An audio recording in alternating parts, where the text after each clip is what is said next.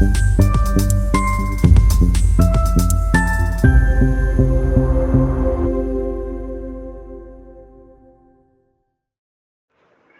से खबर। राजधानी रांची के नगड़ी इलाके में प्रस्तावित RIMS 2 के निर्माण को लेकर जारी विवाद अब सियासी रंग लेता जा रहा है। भाजपा प्रदेश अध्यक्ष बाबूलाल मरांडी द्वारा परियोजना स्थल पर जाकर विरोध जताने के बाद झारखंड मुक्ति मोर्चा झामुमो ने तीखा पलटवार किया। पार्टी के केंद्रीय महासचिव सुप्रियो भट्टाचार्य ने रविवार को प्रेस कॉन्फ्रेंस कर बाबूलाल मरांडी पर गंभीर आरोप लगाए और उनके आदिवासी प्रेम को दिखावटी करार दिया। भट्टाचार्य ने कहा कि बाबूलाल मरांडी ना विकास विरोधी हैं और न ही आदिवासी मूल वासियों के सच्चे हितैषी। वे दरअसल किसी सुनील साहू नामक व्यक्ति के निजी हाथों की रक्षा के लिए RIMS 2 के विरोध की आड़ में सियासी एजेंडा चला रहे हैं।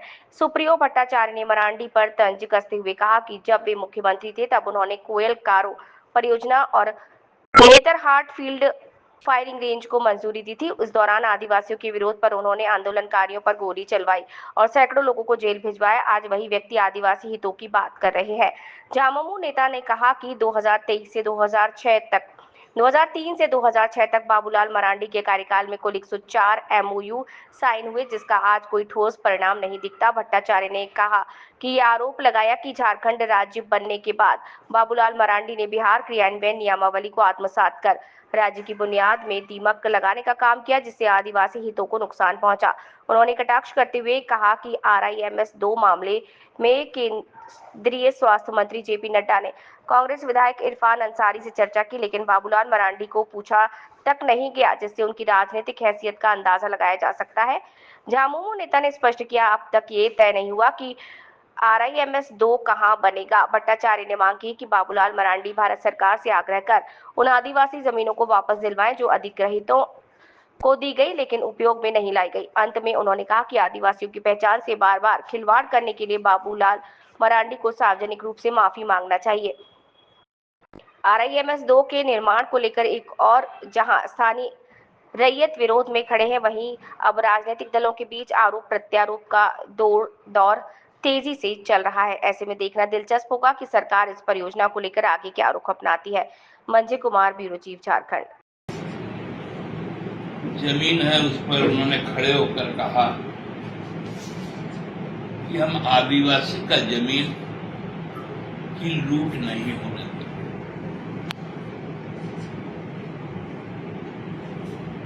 इतना हृदय परिवर्तन,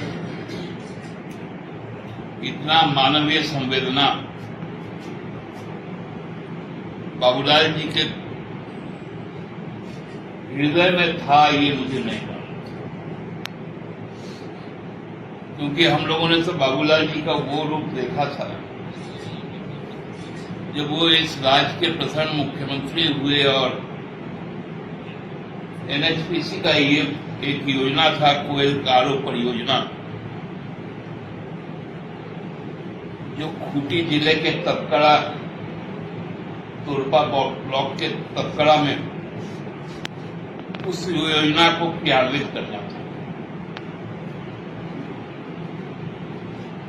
और सेना का एक योजना था जो नेतरहाट महुआडांड़ के बीच का जो वादी है, वहां नेतरहाट फील्ड फायरिंग रेंज की स्थापना हुई। ये वही व्यक्ति जिन्होंने ये दो परियोजनाओं को हरी झंडी दी थी। उस वक्त तत्कालीन विपक्ष के सभी सदस्यों ने आदिवासी जमीन को छीनने के खिलाफ जब आंदोलन चलाया तो आदरणीय, माननीय, श्रद्धेय, पूजनीय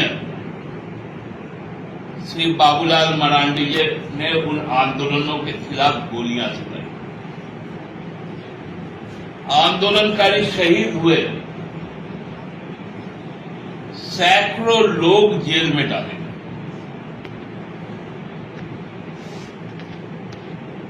क्योंकि आप में से बहुत लोग कल जो वहां गए थे और बाबूलाल जी का जो रूप आप लोगों ने देखा,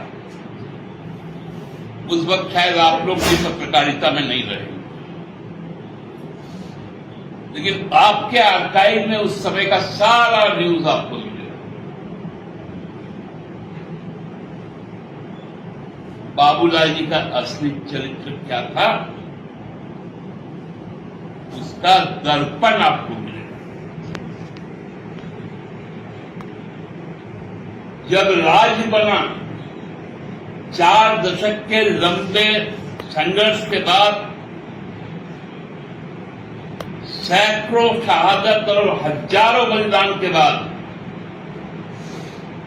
तो जब विधानसभा का पहला सत्रारूढ़ हुआ, तो इस राज के बुनियाद में किसी ने यदि दीमक घुसाया था, उस व्यक्ति का नाम था बाबूलाल मरांडी।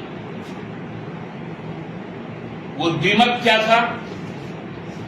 जिस शोषण, पहचान और अधिकार के लिए, शोषण के विरुद्ध पहचान और अधिकार और सम्मान के लिए हम लोगों ने अलग राज्य का आंदोलन शुरू किया था,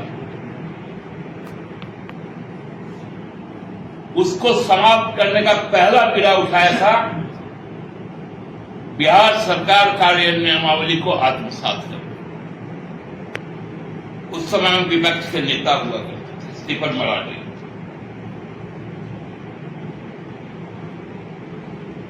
हमने कहा था कि भाई हमको अपना नियमावली बनाना है, अपने लोगों के लिए नियमावली बनाना है, ताकि जमीन की लूट बंद हो,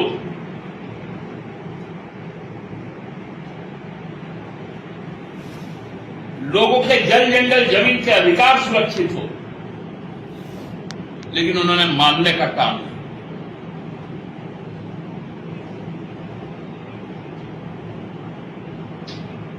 2003 से 2006 के बीच जब बाबूलाल जी भाजपा में थे, आप लोगों को याद है ना, 8 सगर मित्तर से लेकर कई कॉर्पोरेट के साथ 104 एमओयू साइन हुए थे।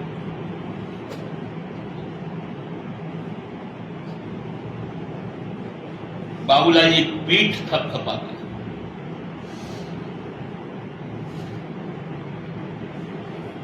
मगरमच्छ का आंसू लेकर खेते खेत नहीं घूमते थे। एक औपनिवेशिक और शोषक का प्रतिनिधित्व करते थे उस वक्त बाबूलाल जी।